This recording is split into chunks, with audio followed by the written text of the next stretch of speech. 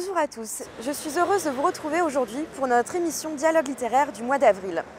Nous allons aujourd'hui partir à la rencontre de Delphine, de la librairie Dialogue, qui nous exposera 3 de ses coups de cœur du rayon littérature. Nous irons également à la rencontre d'un tout jeune auteur, Pierre Adrian, qui nous parlera de son récit Des âmes simples. Et pour commencer, nous retrouvons Didier Decoing. Didier Decoing est l'auteur d'une vingtaine d'ouvrages. Il est l'actuel secrétaire de l'Académie Goncourt. Il est aussi président des écrivains de marine. En janvier dernier, il publie chez Stock le Bureau des jardins et des étangs. À travers le voyage de Miyuki, il nous plonge dans le Japon du XIIe siècle. Nous le retrouvons tout de suite au micro de Laurence. Didier Decoing, bonjour et bienvenue. Alors vous venez aujourd'hui nous présenter le Bureau des jardins et des étangs, un roman enchanteur qui vient de paraître aux éditions Stock. Vous nous y menez au cœur de l'Empire du Japon, à l'époque Heian, au XIIe siècle, aux côtés d'une héroïne marquante. Alors elle s'appelle Miyuki et elle est une simple paysanne.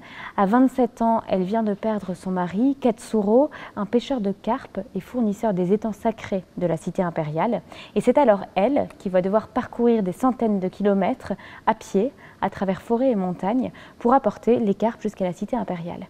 C'est donc un voyage initiatique, semé d'embûches que vous nous conviez, mais aussi à une plongée sensorielle dans le fascinant Japon du XIIe siècle.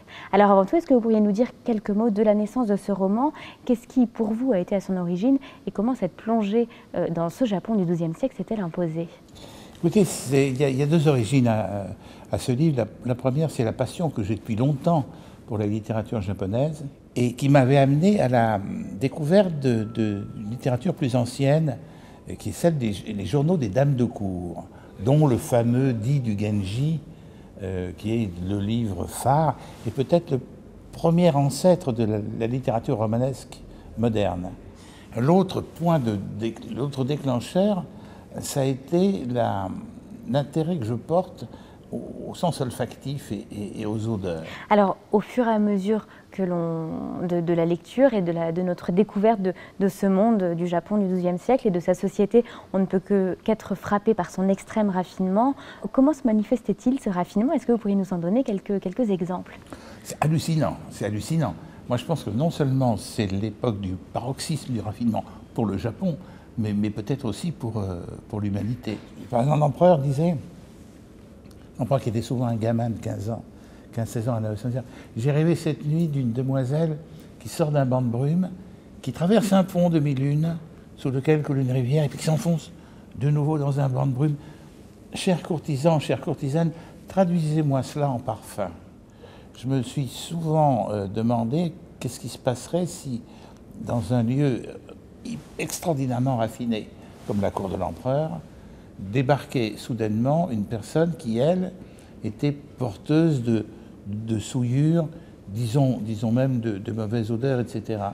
Et démontrer que, dans le fond, la personne étrange et étrangère qui arrive, elle est toujours porteuse de cadeaux. Et justement, pour nous faire entrer dans cette ville impériale, vous choisissez le regard de Miyuki, qui, comme vous le disiez, est simple paysanne. Et c'est un personnage assez mystérieux, vraiment fascinant, qui force l'admiration du lecteur. Est-ce que vous pourriez nous en dire quelques mots de ce personnage et de la façon dont il est né sous votre plume? Miyuki, elle résume un peu beaucoup les héroïnes que j'ai déjà eu le plaisir de peindre dans des livres. C'est une femme debout. C'est quelqu'un de combatif, mais avec douceur. Il n'y a pas d'agressivité chez Miyuki, il y a simplement, quand on lui dit non, elle dit oui. Alors, elle a quand même une chose épatante, c'est que quand elle chemine, elle a son mari mort à côté d'elle. On va dire le fantôme de son mari, mieux que le fantôme de la mémoire de son mari. Parce que Katsuro, il l'a fait plusieurs fois, ce chemin aller-retour entre le village et puis la ville impériale. Et quand il rentrait à la maison, à la cabane qu'ils habitaient, il lui racontait ce qu'il avait fait, les auberges dans lesquelles il s'était arrêté, les gens qu'il avait rencontrés sur la route, ce qu'il avait mangé ici ou là. Et donc elle emmagasinait toute cette mémoire. Et au fur et à mesure qu'elle chemine, elle a l'impression qu'il est là et qu'elle peut s'appuyer sur l'épaule de Katsuro. Et j'aime beaucoup que Miyuki, en fait, fasse une sorte de négation de la mort et de la séparation en disant l'amour, c'est bateau, mais c'est pourtant ce que je crois, l'amour est plus fort que le néant. Nous retrouvons maintenant Pierre Adrian, que j'ai eu la chance de pouvoir interviewer. Il nous raconte Des âmes simples, un récit qu'il a publié en janvier dernier aux éditions des Équateurs. Un récit dans lequel il nous raconte sa retraite au monastère de Sarance, situé dans la vallée d'Aspe dans les Pyrénées. Ce récit est parsemé de rencontres, mais aussi d'anecdotes partagées par le frère Pierre. C'est aussi un regard sur notre société moderne. Bonjour Pierre-Adrien, bienvenue à la librairie Dialogue.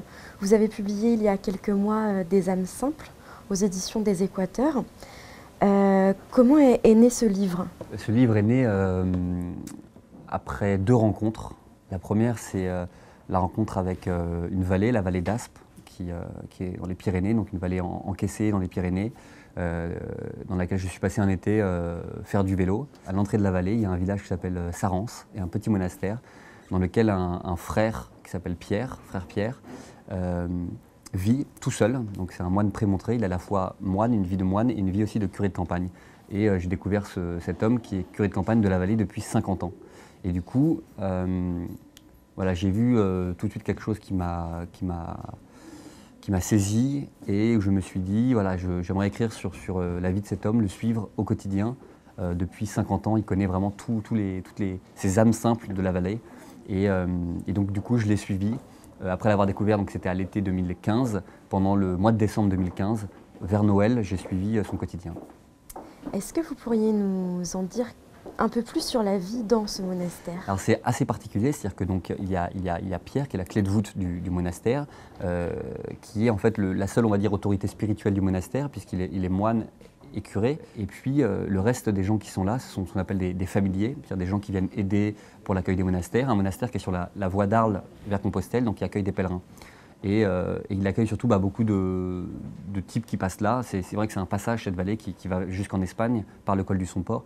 Et il accueille aussi beaucoup de vagabonds, de gens en quête de sens, de gens en quête voilà, un peu des blessés de la vie, des anciens toxicomanes, qui viennent et qui s'arrêtent quelques jours, quelques semaines, quelques mois pour aider, donner un coup de main au jardin, donner un coup de main à la cuisine, aider Pierre, et puis qui parfois du jour au lendemain partent comme ça, et d'autres qui restent là, qui continuent à faire vivre ce monastère. Donc une espèce de mélange de personnes, de mélange de destins, et Pierre accueille toujours les gens là-bas, il laisse toujours une porte ouverte pour accueillir les gens, et il tient à ce qu'en fait la vie aussi rentre dans ce monastère.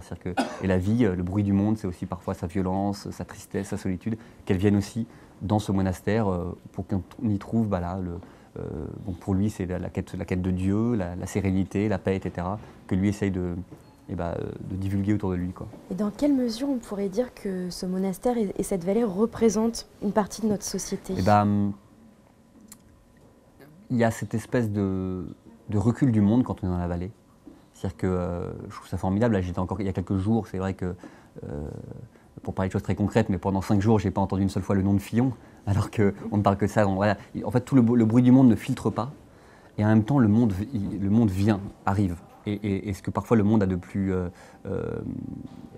terrible, c'est vraiment les gens qui viennent parfois, qui arrivent dans le monastère, c'est la lie de la société, c'est des gens seuls, c'est violent, c'est des gens, il y a beaucoup de problèmes de psychiatrie, enfin des gens qui sont complètement perdus. Il y a toujours, je trouve que chez toutes ces personnes, il y a un peu de nous aussi en fait. Et on apprend surtout à ne pas mettre d'étiquette, à ne pas juger les gens. Et c'est ça que je trouve extrêmement beau. Et quel lien avez-vous et quel lien souhaitez-vous garder avec le frère Pierre? Frère Pierre est devenu vraiment un ami, et je sens, même loin de lui, c'est marrant, je sens sa force en moi. Enfin, je sens qu'il est là et qu'il pense à moi, qu'il prie pour moi. Ça, c'est quelque chose qui s'écrit entre nous qui est extrêmement fort, quoi.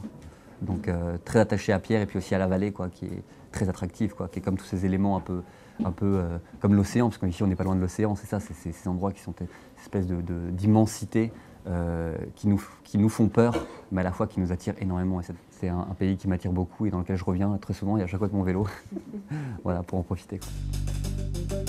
Retrouvons maintenant Delphine au rayon littérature de la librairie. Elle va nous parler de 3 de ses coups de cœur en littérature. Bonjour Delphine. Bonjour Élise. Je crois que tu as décidé de commencer par un coup de cœur en littérature italienne. Oui, tout à fait. J'ai choisi de vous parler du roman inédit de Goliarda Sapienza, édité par la maison Le Tripode. Alors Goliarda Sapienza, vous la connaissez depuis 2005 en France, puisque c'est elle qui a écrit L'Art de la joie. Malheureusement, malgré une œuvre flamboyante, elle n'a eu une reconnaissance que posthume, puisqu'elle est née en 1924 et morte en 1996. On y découvre Goliarda Sapienza ainsi que Erika, une princesse aux pieds nus qui a une maison là-bas et dont elle va faire la connaissance et tomber en amitié absolue avec cette femme. Merci beaucoup pour ce conseil et je crois que tu vas continuer avec un coup de cœur en littérature irakienne. Je vais vous parler effectivement de Sinan Antoun, né à Bagdad en 1967. Il s'intitule donc Seul le grenadier, édité par Actes Sud. C'est l'histoire de Jawad. Jawad est donc issu d'une famille bagdadi où de père en fils, on lave les morts.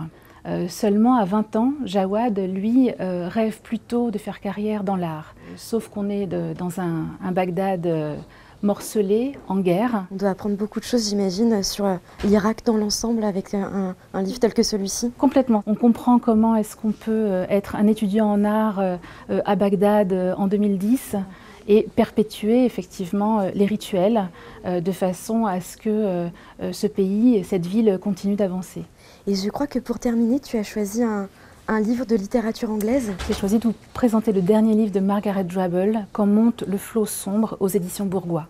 Margaret Drabble décide d'aborder la question de la vieillesse et de la mort à travers son personnage principal qui s'appelle Fran Stubb, cette septuagénaire qui sillonne toute l'Angleterre afin d'inspecter des maisons de retraite, sauf que Fran Stubb a décidé de vivre sa vie jusqu'au bout et comme elle l'entend.